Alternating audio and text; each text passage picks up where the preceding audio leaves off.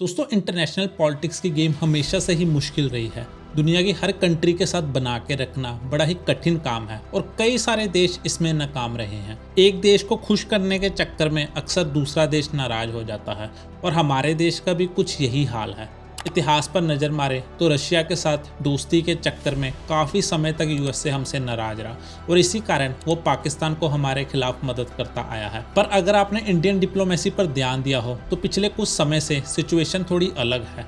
Indian diplomacy में कई सारे बदलाव आए हैं, हमारा देश बोलने लगा है और वेस्टर्न कंट्रीज़ की इस हिपोक्रेसी के खिलाफ खड़ा होने लगा है। मैंने सोचा क्यों न इस विषय पर एक वीडियो बनाई जाए कि पिछले कुछ समय से किस तरह इंडियन डिप्लोमेसी ने वर्ल्ड लेवल पे पूरी तरह राज किया है।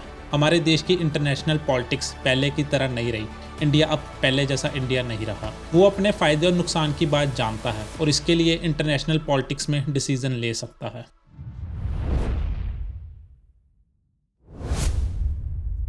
दोस्तों, चाइना की तो क्या ही बात बताऊं। चाइना इतना अजीब देश है कि उसकी सिर्फ 14 कंट्रीज़ के साथ बॉर्डर लगते हैं और उसका बॉर्डर डिस्प्यूट 17 कंट्रीज़ के साथ चल रहा है। इंडिया ही इकलौती कंट्री नहीं है जिसके साथ चाइना का बॉर्डर डिस्प्यूट चल रहा है, बल्कि हर एक कंट्री जो चाइना के बॉर्डर पर है सभी के साथ उसका बॉर्डर डिस्प्यूट चल रहा है। 2017 में इंडिया चाइना का डोकलाम इशू कोई पहला इशू नहीं था। इससे पहले भी ये दोनों कंट्रीज़ कई बारी बॉर्डर डिस्प्यूट्स में पड़ चुकी है।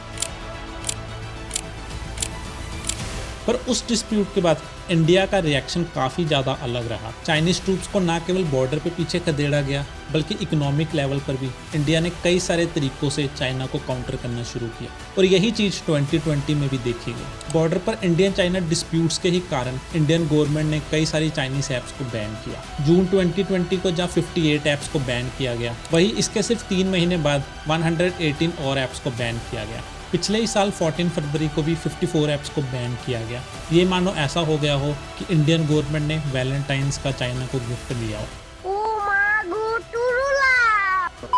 अब आप में से कई सारे लोग ये सोच रहे होंगे कि इन ऐप्स को बैन करने से क्या होगा।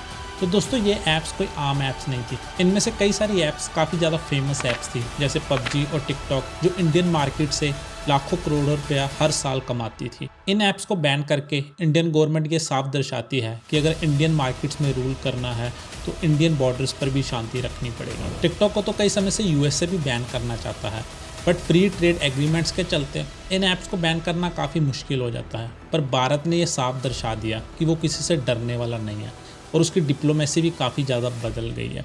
ऐसा भी नहीं है कि इन ऐप्स को बैन करके इंडियन बॉर्डर्स पे एकदम शांति हो गई, पर इससे चाइना को एक मैसेज जरूर जाता है कि इंडियन गवर्नमेंट स्ट्रिक्ट एक्शंस ले सकती है। अब यहाँ पे एक सवाल और भी उठता है कि इस सब डिस्प्यूट्स के बावजूद इंडिया चाइना का अगर ट्रेड देखा जाए तो पिछले कुछ समय से वो काफ़ी ज़्यादा बढ़ा ही है। इनफैक्ट इंडिया ने अपना इंपोर्ट चाइना से कई गुना ज़्यादा बढ़ाया है। पर दोस्तों, इसके पीछे एक बड़ा कारण है। इंडिया में कई सारी ऐसी चीज़ें हैं जो चाइना से इंपोर्ट करनी काफ़ी ज़्यादा सस्ती पड़ती है और इंडियन गवर्नमेंट अगर इन चीज़ों को आज बैन भी कर दे तो इससे इंडिया इन चीज़ों को बना नहीं पाएगा। उसको इन चीज़ों को बनाने में समय लगेगा, क्योंकि कोई भी चीज़ बनाने में फैक्ट्रीज और स्किल्ड लेबर लगती है और इस सब को खड़ा करने के लिए कुछ समय चाहिए होता है। इसलिए अगर हम चाइना से इंपोर्ट पूरी तरह बैन कर दें तो इससे इंडिया का ही नुकसान होगा। पर इस तरह के छोटे कदम चाइना को ये साफ मैसेज भेजते हैं कि इंडिया कोई बड़ा फैसला भी ले सकता है। रशिया यूक्रेन वॉर दुनिया की सारी कंट्रीज़ के लिए एक काफ़ी मुश्किल पॉइंट रहा है।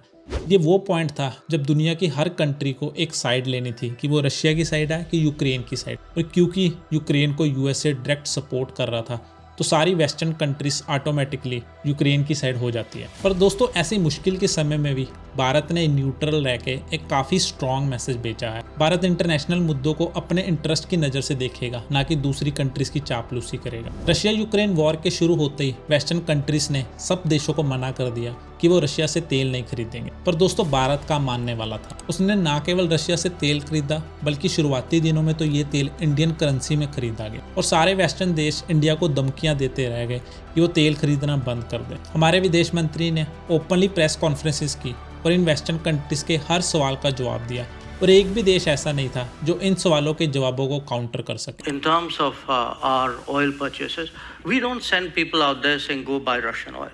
We send people out there saying go buy oil. Now, you buy the best oil you can in the market. Tell me if buying Russian gas is not funding the war? I mean, why is it's only Indian money and oil coming to India, which funds, but it's not gas coming to Europe, which funds? We still buy only in a quarter what Europe buys in one afternoon. So let's be very clear about what the perspective is. उस समय जहाँ ये western countries महंगे तेल prices के कारण जूझ रही थी, जिस कारण इन्फ्लेशन रेट भी बढ़ रहे थे, वही भारत सस्ते रेटों में रशिया से तेल खरीद रहा था। और दोस्तों ये इंडियन डिप्लोमेसी को साफ दर्शाता है कि किस तरह भारत की डिप्लोमेसी वर्ल्ड लेवल पर चेंज हुई है। किसी भी देश के लिए अपने नेशनल इंटरेस्ट को बचाना सबसे ज़्यादा ज़रूरी होता है, पर इंटरनेशनल लेवल पे सभी देश को नाराज करके ये करना काफ़ी मुश्किल हो जाता है। बट इस सरकार ने इसको कर दिखाया है, जो हमारे देश की इमेज इंटरनेशनल लेवल पे सुधारता है और दुनिया भर को ये मैसेज भेजता है कि हम अपने देश के इंटरेस्ट के लिए दूसरों की बात में नहीं आ सकते। दोस्तों इस साल की जी समिट शायद हिस्ट्री में सबसे मुश्किल समिट रही होगी। ये पहली बार था कि भारत G20 समिट को होस्ट कर रहा हो, और इस समिट के शुरू होते ही कई सारे देशों ने ये बोल दिया था कि इस समिट से कोई भी आउटकम नहीं आने वाला, पर भारत ने सबको गलत प्रूव करके दिखाया। रशिया यूक्रेन वॉर के चलते जब वेस्टर्न कंट्रीज रशिया को G20 समिट में घेरना चाहती थी, वही रशिया इस समिट से दूर रहना चाहता था। ये हमारे देश के लिए काफ़ी मुश्किल स्थिति थी, जहाँ पे USA और रशिया हर मामले में एक दूसरे को काउंटर ही करना चाहते थे, पर हमारे डिप्लोमेट्स ने इस सिचुएशन को काफ़ी अच्छे से हैंडल किया। और ये पहली बार होगा जब G20 में हर कंट्री ने भारत के लिए तालियां पीटी हो। इस समिट के बाद हर देश ने भारत की तारीफ की है। ये पहली बार होगा जब USA, रशिया, चाइना कई मुद्दों पर एक ही सुर में बोले, और ये सब हो सका हमारी विदेश नीतियों के कारण। और इस सब में एक अहम बात बताऊं, भारत ने सिर्फ अपने लिए ही नहीं दूसरों के लिए भी लड़ना सीख लिया है। इस G20 समिट में अफ्रीकन यूनियन को G20 का एक हिस्सा बनाया गया है, और यही कारण है कि कई सारे देश तो अब भारत को डेवलपिंग और अंडर डेवलपिंग कंट्रीज का एक चेहरा मानने लगे हैं।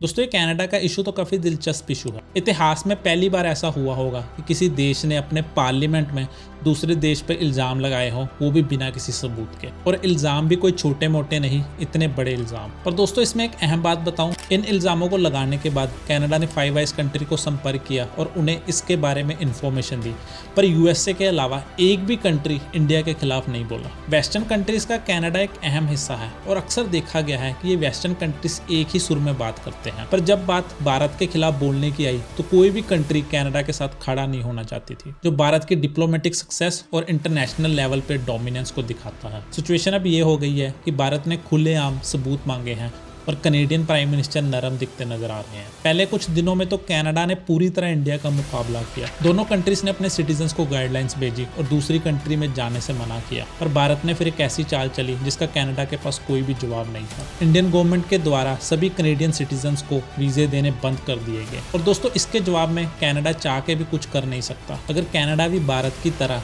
इंडियन सिटीजन्स को वीज़े देने बंद कर दे तो इसमें कैनेडियन इकॉनमी को ही काफ़ी ज़्यादा नुकसान होगा। इस बारे में कई सारे इंटरनेशनल रिपोर्टर्स ने जस्टिन ट्रूडो से सवाल भी किए, पर वो इन सवालों के जवाब में काफ़ी सोच समझ के नरम भाषा में बोलते नजर आए। As I said on Monday,